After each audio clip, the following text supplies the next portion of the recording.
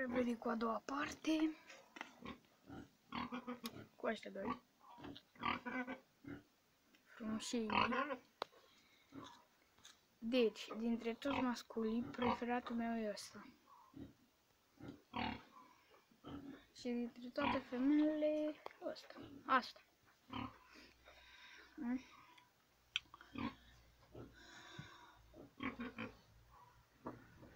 La anul o să-i schimb perechea.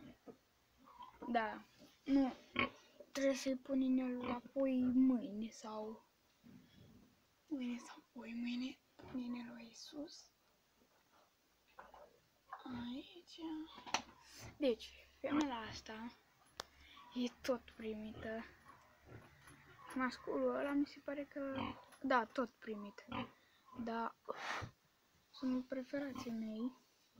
Bine, am mulți primiți și mulți i-am și pui de-ai mei și de-ăștia, cum zice, porumbei care i-am scos eu cu, cum să zic,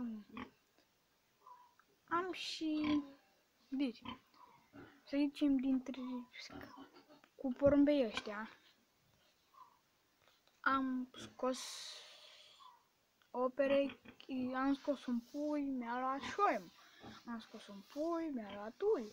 Am scos două, un pui a murit, unul a rămas, a luat ui. Am scos și cu porumbei ăștia de-ai mei alți pui, dar i-a luat ui și șoim. Au și puiul acolo. Îl știți, vi l-am arătat. E puțin mai măricel, dar o să-l arăt în alt vlog. Așa. Am pus mâncare, nu prea am mâncat. Așa, trebuie să le fac și colaș la ăștia. Bun. Stați un pic să închid și revin în 3 secunde.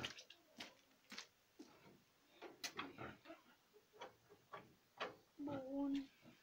Așa. Acum, hai să urcăm la înfoiață. La ăștia o să le dau drumul. Sper că nu se mai duc până fie la vecin.